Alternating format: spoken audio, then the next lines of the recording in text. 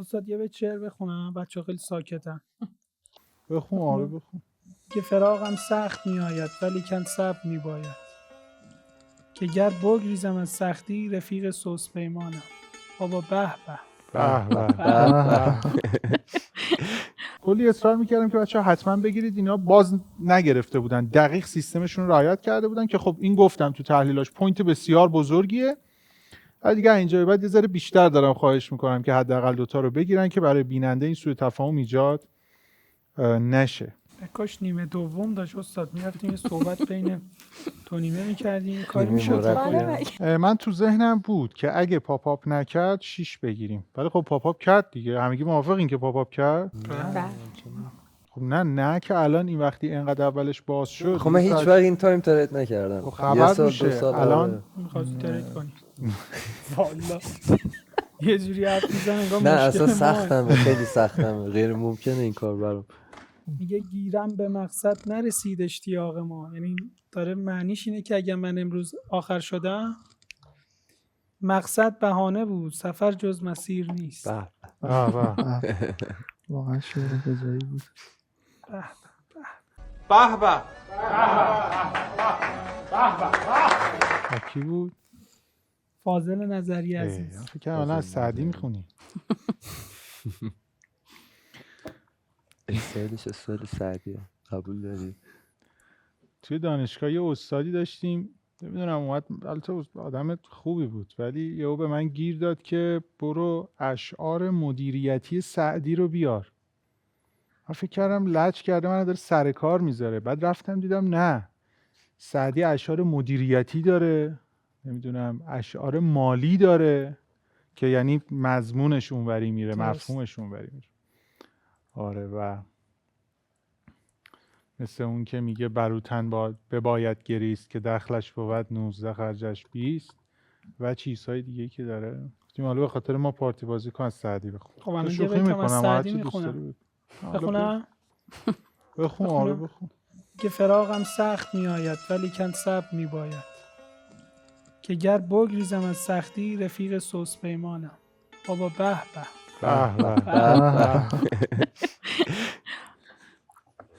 یه منقلم بیاریم. یه منقلم بیاریم. اول گفتی بخونم، فکر کردم میخوای آهنگ بخونی. آهنگم میخونم. آهنگ نخوندی راست میگی، میخواست چهچه بزنی. چون ضرر دادم اصلا ریتم کاری من ریخت به هم. چقدر شما ساکتین. فقط اومدم برای $2000. نه بابا استاپ بابا اون جلو چشام میگرفتن. چرا ساکتین؟ خیلی ساکتن.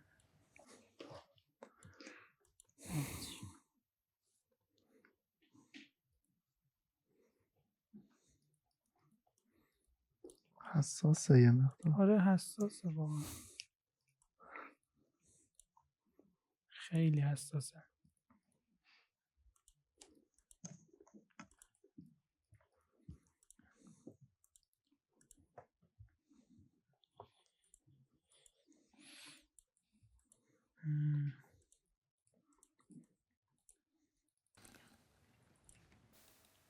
کی برنده میشه؟ بچه به نظرتون کی برنده میشه؟ دشمن. خودت. من؟ بله. آقا این بازه داره ریکورد میشه، من باختم، بعدم باختم، دارم به غرغرا میرم، فقط بذارید برم. بی تربیت. من حسابم صفر کنم خودش. بیننده هامون تصویر اسکریناتون رو دیدن. هر جایی که شما هر معامله‌ای که میکنید دوربین میره اونجا خودتون و نمودار رو نشون میده. شما هم کامنت کنید الان، چون کامنتی که میکنید زمانش میفته برای ما میبینیم. با توجه مصاحبه هایی که دیدین و با توجه به چیزایی که تا الان دیدید فکر میکنید کی میبره؟ موجودی هاشون هم دیدید در کنار هم. آخر مسابقه به نظرتون کی میبره؟ چراش هم بگید، دلیلش هم مهمه که چرا به این نتیجه رسیدید. خب یه نکته میخوام بگم، اصلا تبلیغم نیست، یه چیزیه که به دردتون میخوره، یه مشکلی رو حل میکنه. اولا یه سری از افراد هستن میگن ما سرمایه نداریم برای ترید. یه سری هم شما سرمایه هم داشته باشی از یه جایی به بعد حیفه، شما داری ترید میکنی، خب بذار با بقیه پولام بیاد جنبش رو اونام بکن دیگه. اگه واقعا بلدی ترید بکنی خب این کارم بکن، همه آدم‌های بزرگ، جورج سوروس، وارن بافت هم مگه هج فاند ندارن؟ مگه سرمایه دستشون نیست؟ ما با کپی تریدینگ WM مارکت میتونیم هج فاند خودمون رو داشته باشیم. چرا و چی جوری؟ اول ساختارش دقیقا مثل هج فانده. پولا تجمیع میشه و شما رو کل اون معامله میکنی. درصدی از سود که خودت تعیین کردی بعد از دوره مالی تقسیم میشه، یعنی از حسابا برداشت میشه به شما انتقال داده میشه. قشنگیش به اینه نه شما میتونی دسترسی داشته باشی به پول سرمایه گذار که اون بخواد نگران باشه پولشو برنداری بری، اون تو حساب خودشه، و نه شما نگرانی که اون سود شما رو نده. این کار اتوماتیک انجام میشه. یه نکته بسیار مهمی هم که بحث کپی تریدینگ WM مارکت داره، چون مثلا قدیما کارگزاری‌های دیگه یا همین الان که هستن اسپرداشون وقتی حساب تجمیعی دارن مثل کپی تریدینگ یا چیزهای دیگه زیاده، ولی اینجا اسپردش مثل همون حالت عادی حسابا کمه که این کمک میکنه شما وقتی میخوای روی حساب بزرگ و کار جدی انجام بدی بتونی سیستمت رو اجرا کنی و تغییر روش نداشته باشی. بچه‌ها این که هیستوری شما اونجا میمونه بزرگترین سند اثبات هنر شماست و تخصص شما و اینو میتونی ارائه بدی. یه نکته یادتون باشه، چیزی که زیاده پول بیکاره. شما همونو ارائه بدی کلی پول به سمتتون سرازیر میشه. رنکینگ هم دارن که نشون میدن این حساب ها به چه شکلی هست، بازدهیش چجوریه، برای اینکه اشخاص بخوان تصمیم گیری بکنن. خیلی خیلی نکته مهمیه و به نظرم یک تریدر در نهایت به سمت هج فاند حرکت میکنه. خب این ساختار رو دارن به این شکل ارائه میدن که راحت تر باشید. میخواید کار درست حسابی بکنید، بلدید ترید کنید، این راهشه. این که میرید دنبال پراپ و یه سری کارهای دیگه یا خودتون میاد یکی پول میگیرید دست خودتونه، براتون خطر داره. خب نباید اون پول بیاد تو حساب شما، خطر داره، طرف هم میترسه و هزار تا داستان دیگه که این ساختار برای شما حلش میکنه و به نظر من فرصت بسیار ایدئالیه. حالا خودتون چه فکری میکنی؟ شما که مال همو ندیدید که. من فکر کنم آقای مربی نه از بابا. اسمشون هم معلومه مربی. خارج از ایران کوچ صداش میکنن. لطف دارن خانم سرکار خانم. چرا؟ چون خیلی نه به خاطر متمرکزه. فامیلیشون و این متمرکز بودن فکر کنم در کنار هم. آره من اینجا که دیدم آقای مربی ماشاءالله آقای مربی. نه بابا با کله بر نگرده. نیمه نیمه مربی هست.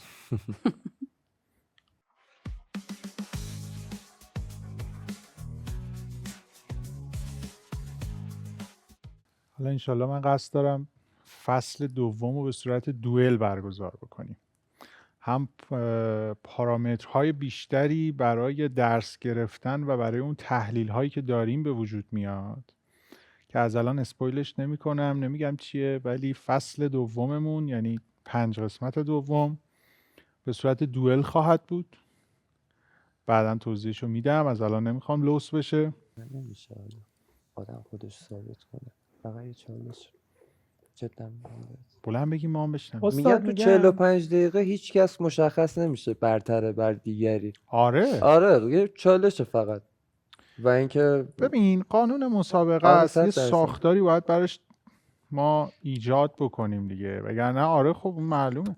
خود جورج سوروس بیاد اینجا بشینه شاید یه روز هیچی نگیره، شاید منفیشه. خب واسه وین ریت 100% که ما نداریم. میکنم. الان من اینو منظورم من همینه، بارها چیز گفتم خاصی یه هم روند نیست. یه دوره مالی رو باید در نظر بگیریم. آره، منتها درست. چگونه میشد ما برای دوره مالی یه مسابقه برگزار کنیم؟ دقیقاً. میدونی دیگه نمیشد. بعد اگر غیر حضوری بود امکان تقلب توش وجود داشت. حضوری هم ممکن نیست. حضوری هم که نمیشه، مثلا بیایم یه هفته یا یه ماه اینجا با هم بخوابیم پاشیم بگیریم، نمیشه. الان اگه منو جورج سوروس ایرانی بدونید من 2 تا ضرر کردم. چرا؟ چون قسمت اول تامنلش خورده بود شکرالله ایلان ماسک بود. اون ما شباهت ظاهریشو گفتیم. من داداش کوچیک جورج سوروس. اون 70-80 سالشه، داداش کوچیکش هم دیگه فکر کنم نوشه بازنشست شد. تازه از من رونمایی کرد.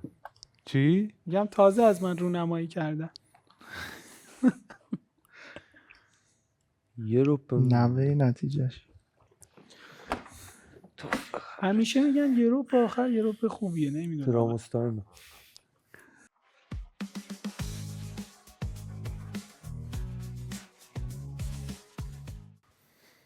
نظر امروز شرایطمونم شاید شرایط طبیعی نبود دیگه. یقینا ما نتیجه رو خیلی چیزا رو هم اینا رو درش آدم میبینه دیگه.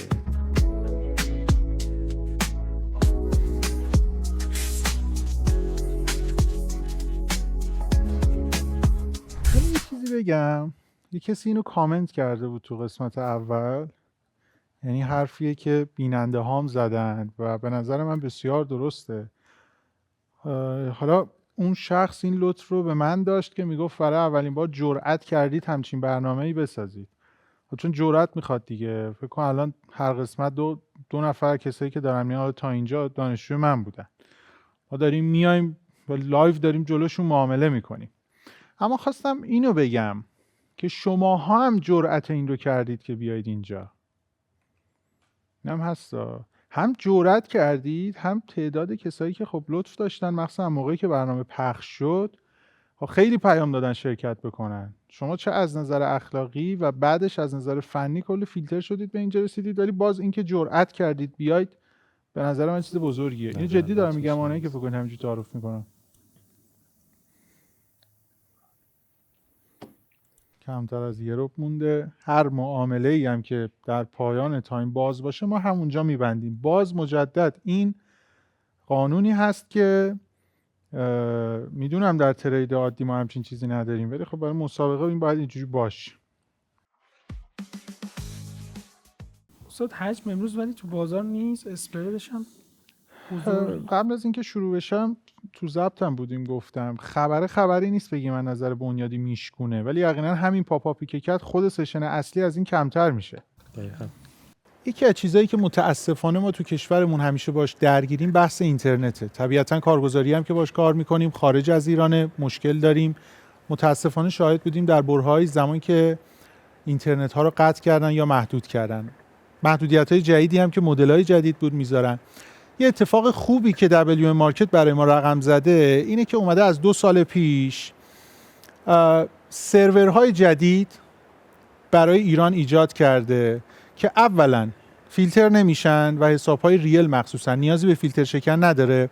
دوما حتی با دستکاری‌های DNSی که متاسفانه در ایران ایجادش کردن دیگه همخونی داره و درست انجام میشه و فکر میکنم این برای مایی که کارمون با اینترنته خیلی خیلی مهم و ارزشمنده. شرایط دیگه ما هر قسمتی که داریم ضبط میکنیم یه شرایطی داریم که خب این خوبیش اینه که تحلیل جدایی من ازش در میارم و اون چیزایی که به دردمون میخوره نکاتی که ازش در میاد. روز نرمال داشتیم، قسمت اولمون روز نرمال بود، سشن نرمال بود. یه قسمت داشتیم خبر بوده ولی ما رفتیم اون سشن خودش رو دیرتر گرفتیم. قسمت امروز خبر داشتیم اومدیم روش داریم میگیریم. البته بگم این معنیش این نیست الان برید به این نتیجه برسید پس خبر وجود داره من نگیرم. بارها گفتم خبر نباشه که بازارم راه نمیره که. اما اینکه خبره وجود داره، آیا انرژی داره، نبض داره، گپش چه شکلیه، جون داره، یه بحث دیگه است که خب باز الان بچه‌ها اینجا به خاطر مسابقه مجبورن بگیرن، مجبورن حداقل 2 تا بگیرن. چون با توجه به اینکه در جلسه قسمت‌های اول و دوممون خب بعضیا نمیگرفتن، من دیگه تاکید کردم که آقا حتما بگیرید، چون احساس می‌کنم شاید بیننده بگه که لوس شد اینا میان و نمیگیرن و بعدش هم میگن ما سیستممون رو رعایت کردیم. البته خودتون دیدید صحبت کردید و منم این برام محرز بود که اونا طبق سیستمشون نگرفته بودن. مخصوصا اونایی هم که دانشجوی من بودن که سیستم رو خب میدونم چیه، اینجوری نبود که شخص بیاد نگیره که بگه من الکی بگه دروغ بگه. اما باز من احساس میکنم که بهتره ما برای اتفاقی که در مسابقه داره میفته دیگه، من دیگه اون موقع هم اصرار میکردم کلی اصرار میکردم که بچه‌ها حتما بگیرید، اینا باز نگرفته بودن، دقیق سیستمشون رو رعایت کرده بودن که خب این گفتم تو تحلیلاش پوینت بسیار بزرگیه. ولی دیگه اینجا بعد یه ذره بیشتر دارم خواهش میکنم که حداقل 2 تا رو بگیرن که برای بیننده این سوء تفاهم ایجاد نشه. کامنت کنید کی میبره به نظرتون و چرا. الان نه اینکه برین جلو رو ببینید برگردین، چون تایم کامنتتون برای ما میفته. ویدیو رو هم حتما لطفاً لایک بکنید، کانال تلگرام من رو سابسکرایب بکنید، فالو بکنید. اینستاگرام رو همینطور، به خاطر اینکه محتوایی که من اونجا دارم متفاوته، محتوای تخصصیه. اینو برای کسایی دارم میگم که از طریق یوتیوب دارن با ما آشنا میشن یا بارهای اولی است که دارن منو میبینن. تلگرام بنده و اینستاگرام بنده که آیدیش رو الان دارید میبینید حتما فالو داشته باشید. محتوایی که اونجا هست متفاوته و تخصصیه، خیلی تخصصی. چند دقیقه مونده؟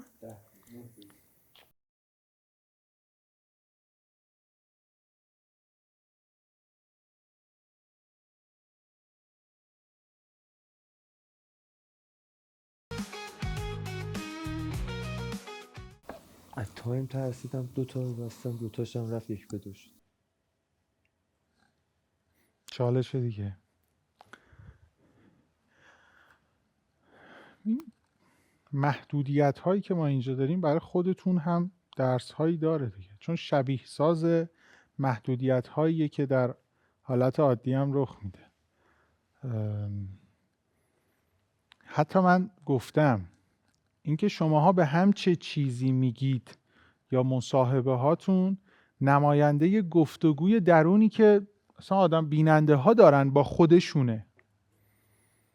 اگه یه آدمی اینجا ریسک پذیره، نماینده یه حرفایی که میزنه و کارهایی که میکنه و اقداماتی که انجام میده نماینده یه بخش ریسک پذیر ذهن شماست در گفتگوی درونیتون. و وقتی که شما اینها رو میبینید، فرقش اینه ما آدم ها نمیتونیم از بیرون خودمون رو ببینیم. سعی میکنیم این کار رو بکنیم اما نمیتونیم. اما اینجا اتفاقی که میفته، شما اینجا دیگه میبینی این رفتار رو در شخص میبینی و تشخیصش میدی. حالا اینا تو تحلیل‌ها و اینا هم میگم. یه دونه 1-3 یه دونه 1-4. بذار بلندتر حرف بزنیم. یه دونه 1-3 گرفتم یه دونه 1-4. همونه مبارک. این 7 است. 1-4 بذار باشه. یه دونه 1-10 هم بگیرم الان. پسرش ها باشه اینجوری بگیره. ماشاءالله هم میشناسن. یا شیرمرد بالا پایین میزنه، آدم نمیدونه کدوم برشو بگیره.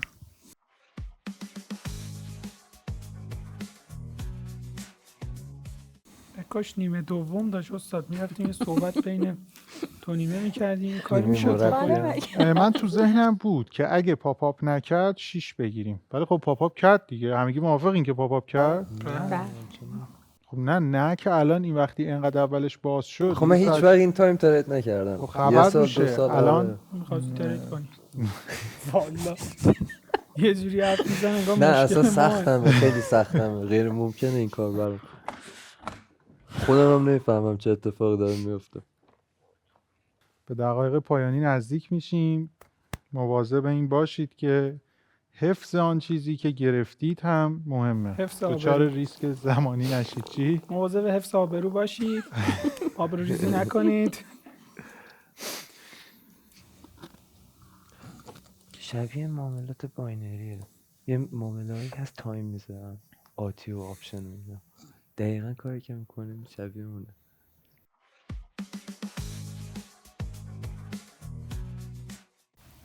من منفی هم خب تلاشم کنم صفر کنم، موضوعش منفی تر نشی. ولی جدی جوش یه جوریه. جو چی بازار؟ نه جو اینجا چی جوریه؟ آدم استرس میگیره خراب میکنه. جو متمرکز. بعد بچه هم زیاد حرف زدن من تمرکزم برم میخوام.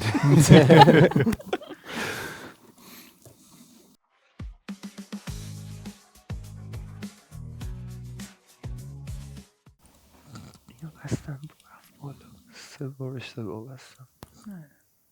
شما تو خونه هم هستی معامله میکنی همجوری میخندی اوکی؟ استاد دیوونه هم مگه بخوام نه دور از نه دور از جونت، منظورم اینه در حالت عادی هم همینجوری ریلکس و پر انرژی. آره چیکارش کنیم، یا میره بالا یا میره پایین. خیلی خوبه اگه اینجوری باشه. من همینو میگم خیلی خوبه. من اتفاقا اطرافیانت. تو خونه کنارم میوه میذارم به خدا. بعد یکی گفتی انگار مثلا کنار ویسکی میذاری. خواستم جدیش کنم، نه میوه میذارم. و یکی از رفقام با من میگه بابا تو وسط بازار چرا یه چیزی میخوری، ولش کن بابا تمرکز کن. دوست دارم. حالا اون که دیگه اونقدر پیچیده نیست دیگه. آره میشه خورد.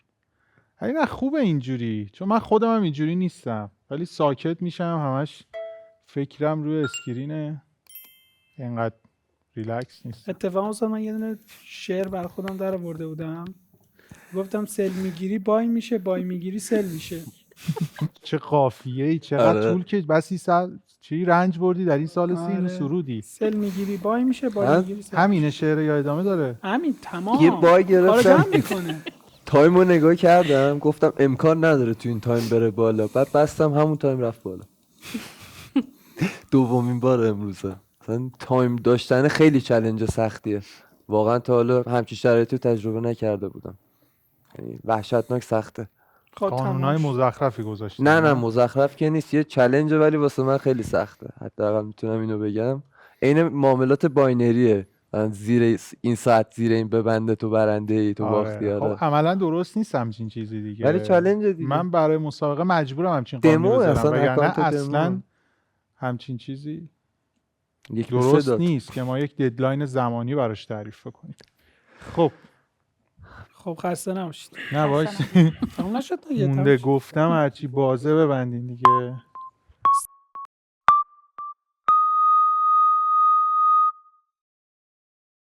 شما نداری؟ شما نه، نداری؟ ببندم.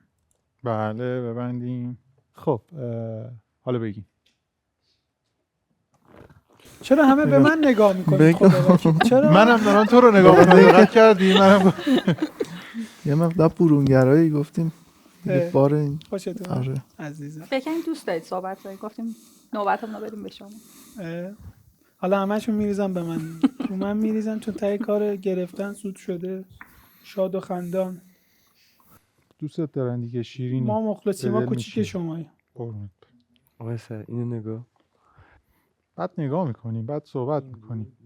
نه بمونه دیگه. من تو 2 قسمت قبلی حواسم نبود، هی بچه‌ها میدونستن نتیجه چیه، بعد ما میومدیم اینجا نتیجه رو اعلام میکردیم، همه میدونستن، هیچ هیجانی نداشتم، اینجوری نگاه میکردم. اینم الان بهتون واقعا نمیگم این چیزی که کشیدین. پس کی میگید؟ یه نیم ساعت دیگه. من همه امیدم به همونه. تازه خب نه تو مسابقه که نتیجهش اعمال میشه. اوکی. اوکی. خب صحبتی ندارین؟ داریم؟ خیلی اوکی. همه چی عالی بود. خیلی شما عالی. ساکتی. همه چی خوبی؟ عالی بود. خوبم من. انگار به زور آوردیم. نه یه مقدار تمرکز اون تیپیه رو نگرفتم. یه اعلام کن به دوربین که با رضایت شخصی اومدی. من روزبه با رضایت شخصی با پای خودم اومدم اینجا و هیچ گونه شکایتی هم ندارم. اوکی. خب بریم ببینیم کی برد.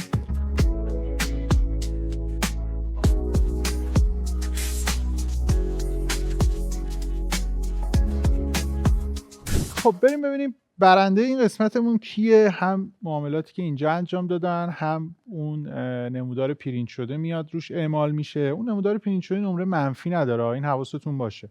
البته تو کامنت ها بهم بگید که به نظرتون به اون نمره منفی رو اضافه بکنیم یا نه، چون میتونه باشه. حالا من تا اینجا در نظر گرفتم که نمره منفی نداشته باشه، ولی اگه به نظرتون اوکیه بگید که اضافهش بکنیم. خب بگین، یه صحبتی ندارین؟ صحبت سشنی که امروز ما نشستیم 5 بود ولی خب. متاسفانه حجم نخورد. الان دارم نگاه میکنم 6 فوق العاده خفن حجم خورد و از اونایی بود که ستاب و سیستم معامله میداد، خوبم میداد. الان چیزی به میداد؟ خدا. الان دارم نگاه میکنم عالی بود. ما برای مسابقه مجبوریم دیگه، یه جا رو گرفتیم و اینکه با توجه به اون تحلیل هایی که من میخوام ارائه بدم دوست داشتم شرایطش هم متفاوت باشه، ولی خب قاعدتا الان اینجا باید میگرفتی. نه خیلی راه رفت. اینم ببینم شانس بله. ما یه استاد. اومدم یه چالشی که مطرح کردیم در مورد WM مارکت بهتون بگم. ما اومدیم چالش گذاشتیم با اطمینان و اعتماد به نفس. اگر شما کارگزاری رو پیدا کردید که از نظر قدمت، اسپرد، بیمه‌ای که داره، دقت نمودار، تنوع اینسترومنت های قابل معامله و مهمتر از همه قدمت کارگزاری، اگر پیدا کردید که شرایطی بهتر از WM مارکت داشت، بیاید به من بگید. این یه چالشه. میخوام ببینیم چیزی پیدا میکنید یا نه. خودم در طول این همه سال میدونم که وجود نداره. یه مقدار زیادی. چه. گفتم اون خبرش بنیادی نمیشکنه، ولی خب آخه خودش هم بالاخره. دقیقا همون چیزی شد که اون کارشناسه میگفت، یعنی کاملا متمایز حرکت کردن نزدک و داو جونز. یعنی من همین رو دیدم در عجبم که چرا انقدر متمایز دارن حرکت میکنن.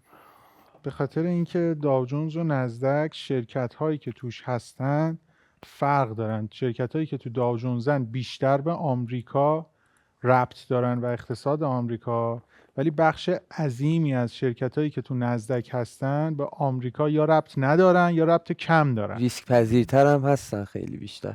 سهام مم. تکنولوژی هن دیگه، ریسک پذیرتر. ربطی به ریسک اون نداره. اتفاقا نه، شرکت های بزرگی ربطی به اینکه اونا ریسک پذیرن ریسک گریزن نداره. دیتا هاشون با هم فرق داره. خیلی موقع یه سری اخبار میاد در مورد کانادا رو نزدک تاثیر میذاره، رو داو جونز نه. 22 روز بود مثبت 90% بود کورلیشنشون، ولی الان کاملا کلا کورلیشن هاشون زیاد آره. هست، ولی بعضی اصلا اینا نه. شما بی ربط ترین چیزو برو نگاه کن، نمیدونم چه میدونم قندو برو قیمتشو نگاه کن، یه کورلیشن ها یه جایی داره. بحث اینه که کی وایت میشه کی بسته میشه. آره نرو میشه. این سر اون اتفاقاتی که میفته. وگرنه یادتون باشه تو بازار همه چی به همه چی ربط داره، یه کورلیشنی داره. خب به نظرتون کی برد؟ کیبورد خودش اعلام کنه دیگه، ما بگیم کیبورد کی من برد. که نبودم، من نبردم. جدی نظری نداری این جدی؟ من نظرم رو امیرحسینه، چرا؟ مافیای بازیه.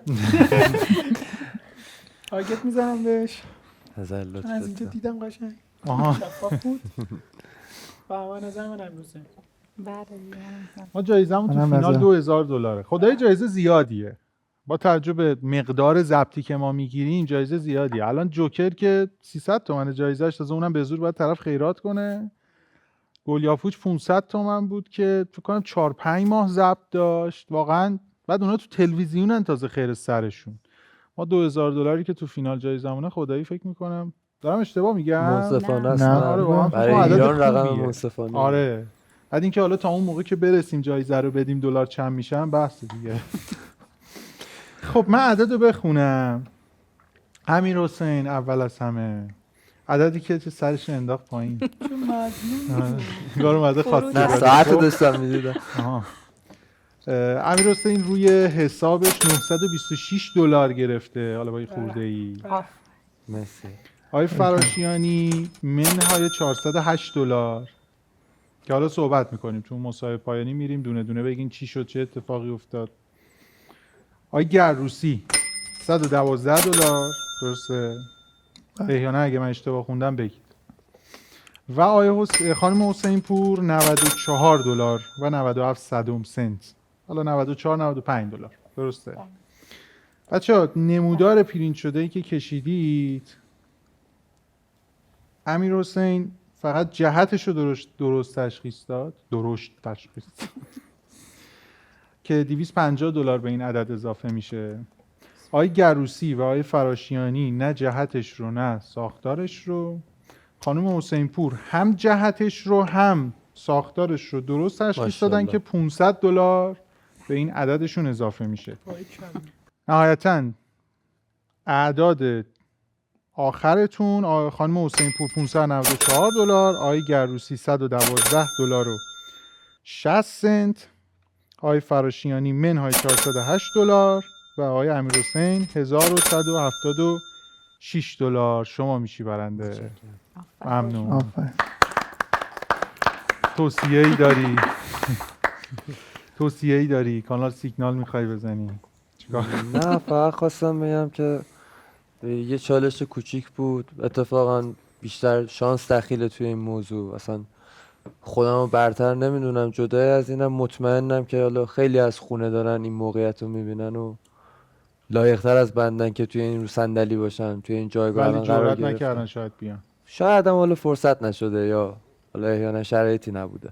از همینجا هم اینو تقدیم میکنم به همون عزیزانی که هستن و بی‌ادعان.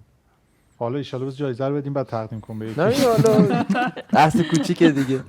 حالا دونه دونه صحبت میکنیم که بعد بریم ببینیم چی شد. یه چیزم بگم، اینو جدی دارم میگم، الان ما اینجایی هم که گرفتیم چون یه بخش بزرگی اون نیم ساعت آخرش هم حجم کم شد، واقعا هم اگه این سرور WM نبود که دقت داشته باشه دوچار مشکل میشد، اوردرها اسلیپج می‌خورد، چون میومدم اون پشت میدیدم با اینکه حجمش کم شده بود، اما خب چون اینجا سرور دقتش بالاست باز تونستیم بگیریم. ولی خب اینجوری شد، یه چالش بود دیگه، یه حالت متفاوت بود، وگرنه الان ساعت 6 پرحجم‌تر شروع کرد و حالا شاید قاعدتا باید اونجا میگرفتید، ولی مسابقه است. اینم که شما گفتی شانسی، آره از نظر زمانبندی شانسیه. تو قسمت اول شکرالله حسینی تا دقیقه آخر منفی بود، یهو مثبت شد، خودش هم گفت مثلا اگه دیروز مسابقه برگزار میشد من هیچی نمیتونستم بگیرم. از این جهت شانسیه، ولی از این جهت که اینجا دارید کاری میکنید واقعا شانسی نیست. مثلا همون جلسه اول که هم 4 نفر مثبت بودن شوخی نیست، قرار نیست فکر کنیم ما شانسی اینا مثبت شدن، واقعا همه تو بازارید میدونید دیگه شانسی مثبت نمیشه. بسیار خب، پس شما برنده ما شدی، فینال دوباره تشریف باید بیاری که انشالله ببینیم چی میشه. با رفیقم باید نصفش کنم دیگه، از الان دعواش. چرا؟ اگه گفته برندشیم باید نصفش کنیم، نمیدونم چه دختره؟ حکمتیه. نه آها خیلی مدل امیر. گفتی انگار اون گفته. امیر آها. مسابقه امیر مسابقه فکر کنم قسمت دومتون اومده. آها هنوز پخش با نکردید. هم آره گفت نصفش. با هم اومدین شرکت کنین، گفتی هر کی بود اولیشون اومد، بعد گفت که منم شرکت کنم با این شرط دیگه، حالا ببینیم چی میشه. بسیار خوب. خب حله، بریم یه مسابقه پایانی ببینیم که امروز چی کار کردن، چی شد، طبق سیستمشون بود نبود و چه اتفاقی افتاد. خب بریم سراغ خانم حسین پور ببینیم امروز چی کار کردن. خب چی شد؟ تعریف کنیم. تریده چه اتفاقی افتاد؟ بله، بازار خوبی بود در کل، ولی ما چون زودتر از سشن، یعنی به خاطر اخبار ساعت 5 این مسابقه برگزار شد، اون اتفاقی که دنبالش بودم نیفتاد. خیلی بازار حرکت نکرد.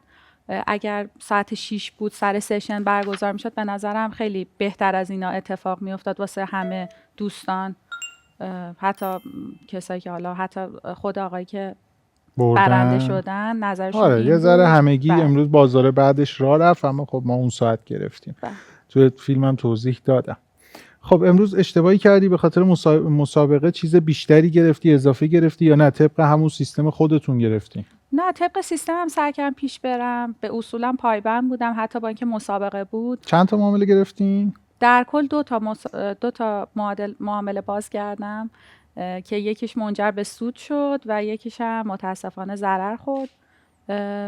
در کل راضی بودم با اینکه مسابقه بود، جو جدیدی بود. در کل به نظرم استرس هم شما آخرش گرفته. بله یه ذره استرسم، ولی باز درست و طبق سیستم گرفتید. سعی کردم طبق سیستم پیش برم، ولی یه جاهایش خب حالا خارج شدم، ولی در کل سعی کردم سیستمم رو رعایت کنم.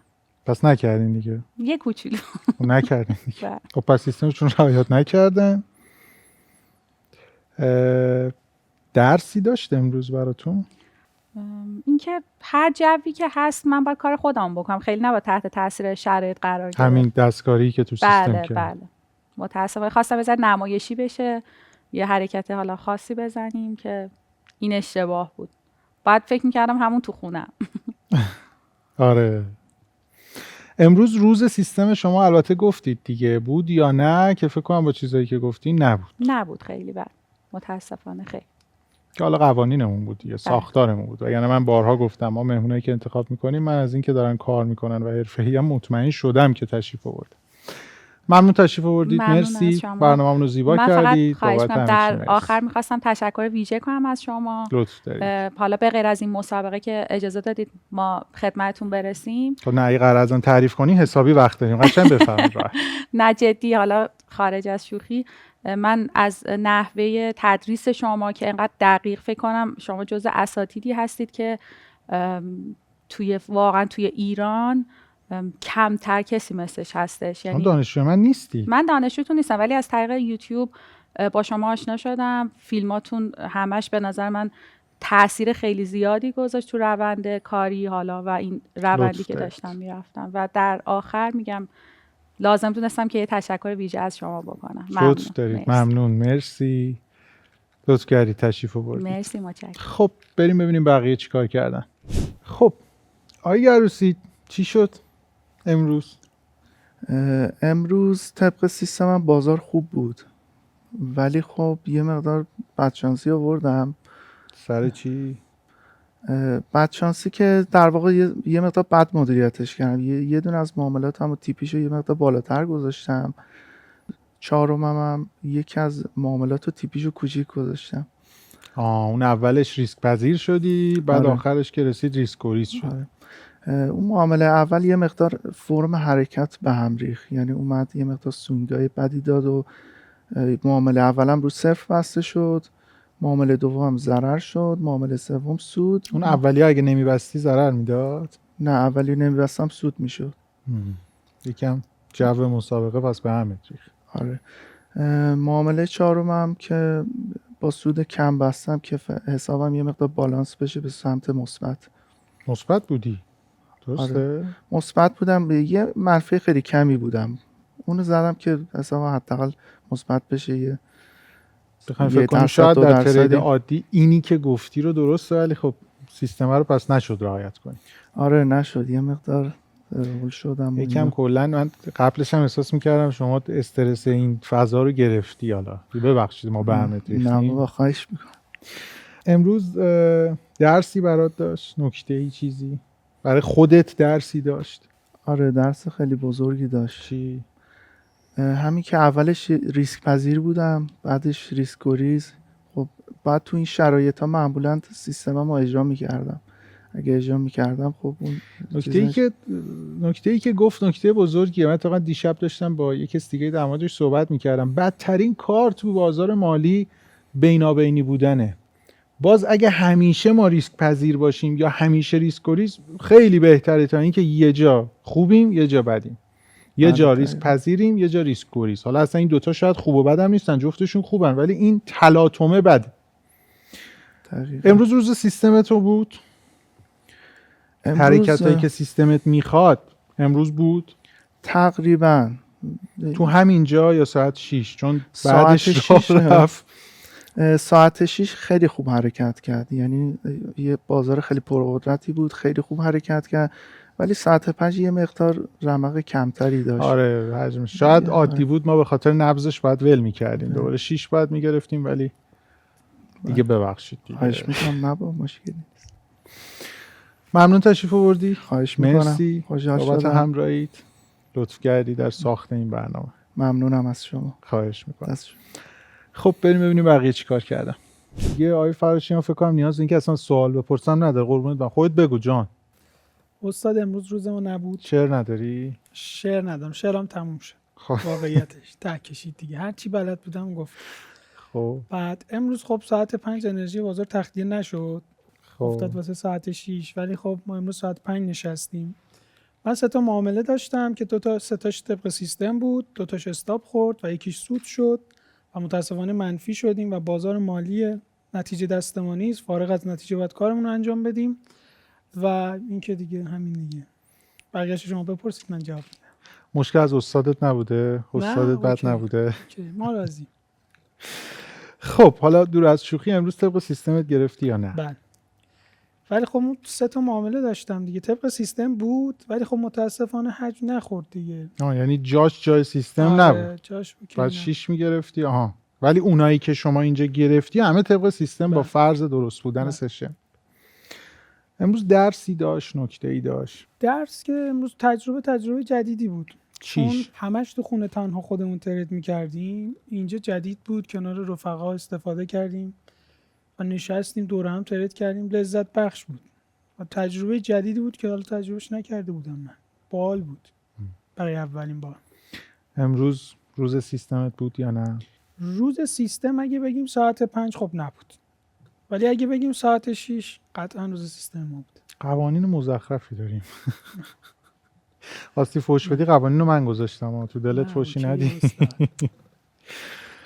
خب ممنون تشریف آوردی. خواهش میکنم. خیلی لطف کردی، برنامه‌مون رو زیبا کردی، جدی. امیدوارم بازم ببینمتون. زنده باشید، برقرار باشید. مرسی. بریم یه نفر دیگرم ببینیم.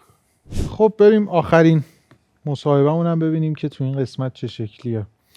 چی شد؟ تعریف کن. امروز از اون لحظه برام بگو، به قول احسان علی بیشتر که شبیه معامله آپشن بود چون تایم دار بود، خیلی چالش‌زا بود واسه من، خیلی به نوع خودش جالب بود. خیلی آخه تو دیگه به تایمش گیر داده بودی. آره خب من خودم تایمم بالاست، من واقعیت تایم پایینم بگم کار به نمیکنه. بچه‌ها که چیه، آخه قشنگ هر معامله ای رو که توی یه رو با آخر میگرفت همش به این فکر می‌کرد تا یه رو که مسابقه تموم بشه میره به اونجا، نمیره. خب جسارتم به خاطر این بود که من منتظر موج 3 بودم، تو سایکل موج 1 بودیم و اون موج 3 دقیقاً ساعت 6 رخ داد و نگران این بودم که نتونم من حرکتی انجام بدم، نتونم امروز چیزی شکار کنم، که خدا رو شکر همون یکی از اصلاح پیچیده رو دیدم، 30 از موج 1 وارد امروز شدم. روز سیستمت بود، ساختاری که می‌خواستی؟ آره ولی خب خیلی وقت توی این تایم کار نکرده بودم، برام جالب بود، فکر نمی‌کردم موفق سشن‌های بشم. دیگه ای رو میگیری؟ نه تایم فریم‌های پایین منظورم. تایم آره. فریمش رو چیز کرد. امروز اون ساختارایی که دنبالش بودی اتفاق افتاد؟ آره اتفاقا یه ایرگولر تریانگل رخ داد و خب من نسبت رو گرفتم، شکارش کردم، یه 1 به 1 از اون پس گرفتم. شانس آوردی، روزت بود آره. قشنگ تو. یه دونه هم روی داو جونز گرفتیم و اون آخرین پوزیشن هم که حتی یه پوفم نوشتم توی تکست که اصلا اعصابم خورد شد چرا بستم، خود صحنه جالبی شد. اونی بایه که نشون دادی تا بستی رفت بالا؟ یه بار سلو زودتر بستم به خاطر همین استرس که این تایم بهم وارد میکرد، یه بارم یه بای زدم که سر به سر بستمش، من میموندم توش 1 به 2 هم میگرفت. امروز درسی برات داشت؟ آره خیلی درس داشت. چی مثلا؟ میشه کات کنیم فکر کنم. کات نمی کنیم فکر. اگه بخوام یه پاسخ سنجیده بدم، آره یکی از درس‌ها این بود که تایم خیلی مهمه، خیلی مهمه. یعنی چی تایم محدودیت مهمه؟ تایم رو انقدر تا حالا احساس نکرده بودم، یعنی همش به فکر این بودم که خدایا الان نکنه من تو سوینگ باشم، توی مثلا پایینتر اینتری باشم، یکی از ریواردامو از دست بدم. حتی آقای فراشیان بود فکر کنم گفت 1 به 3 گرفتم، 1 به 4 گفتم خدایا چه خبره، بعد داشتم اوورترید میکردم، خدا رو شکر اتفاق خاصی نیفتاد. پوزیشن سومم واسه این بستم که داشت اوورترید میشد، یعنی خودم احساس کردم که دارم اوورترید میشم. خب ببین یه چیزی گفتی امروز طبق سیستم تو گرفتی یا نه؟ چون گفتی که اوورترید کردم اونو گرفتم. آره واسه اینکه عقب نمونم، خب از اون فرآیند مسابقه پوزیشن سومی اضافه بود، پس از چارچوب زدی بیرون؟ دقیقاً روی نزدک سلر بودم ولی یه بای زدم روش که حالا بتونم یه مقدار توی اون روند مسابقه خودم نگه دارم. ولی خب خدا رو شکر میگم پوزیشن سومی اشتباه بود، هرچند بهم سود داد که بستمش. البته شانس آوردی. امیدوارم تو اون لوپه البته انقدر حرفه‌ای هستید همتون که نمیافتید تو اون لوپه که کار اشتباهی. بازاریم دیگه، ادعایی که نمیشه کرد، ما هم درس پس میدیم. چرا بابا، من شما رو با کلی فیلتر و بدبختی پیدا میکنم. نه جدی میگم، چون اگه آماتور باشید برنامه خودم خراب میشه. ولی آره دیگه همین اوورترید آفت تریدرست و خیلی وقت شده که سودای خودم رو با این کار از بین ببرم. اگه بخوام یه توصیه داشته باشم اینه که هیچ وقت فکر نکنید از مارکت عقب موندین. دقیقاً. مرسی تشریف آوردی، دست درد نکنه. کردید. خواهش میکنم. توی فینال شما رو دوباره میبینیم ان شاءالله. خدمت ممنون. زنده باشید. خب بریم یه خداحافظی با هم بکنیم. چند تا نکته بگم قبلش. تحلیل های این قسمت رو باید ببینید که فکر میکنم قسمت بعد پخش میشه و همین. خب ما امروز یه مهمون ویژه داریم، لطف کردن تشریف آوردن. ببین مردم دنبال دو چیزن، یکی براش قصه بگه، یعنی مثلا من الان بیام بگم مثلا خب بیا تا قصه مثلا تریدر شدنمو بگم، اون روز داشتم رفتم بارون میومد نمیدونم فلان، 10,000 نفر میشینن نگاه میکنن ببینن قصه من چیه. خب اصلا با گوشی بعد نمیشه. از من 19 ساله که توی مارکتم دیگه، بعد از 19 سال به جرئت میگم که نمیشه. یعنی اگه یه کسی میتونه من اثبات بکنه که میشه، من حاضرم کلا بذارم کنار همه اکانت‌ها من به نامش بکنم. تله آرندی، ریسرچ اند دیولپمنت. اگه آدم ریزبینی هستید باید مواظب باشید که در تله آرندی گیر نکنید. یعنی به دنبال این ریزبینی، اسمش هم میذاریم پیشرفت، هی میریم تو این که با ریزکاریا بخوایم سیستم رو بهتر بکنیم که این از یه جایی به بعد دیگه وارد بیراهه میشه. آدمی که نگرانه خارج از اون چارچوب رو میبینه. ضمیر ناخودآگاهش نگران اتفاقاتیه که قرار خارج از چارچوب و در آینده رخ بده. اینو باید مواظبش باشیم. من فکر میکنم اشتباه دیده ولی حالا درست در اومده بود، امتیازش هم گرفت. این به نظر من نکته مهمیه که در مورد این افراد باید ببینید.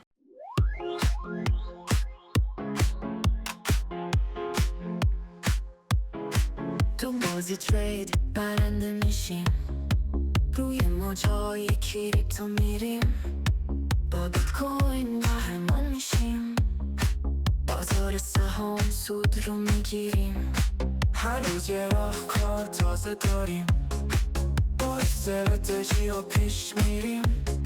فارکس هم مثل یه دنیاست، پولا تو جیبمون پر میشه. رقابت دنیای ترید سخته، اما ما میدونیم که چطور برندشیم. کریپتو کارنسی بیت کوین رو در دست، با قدرت تو این مسابقه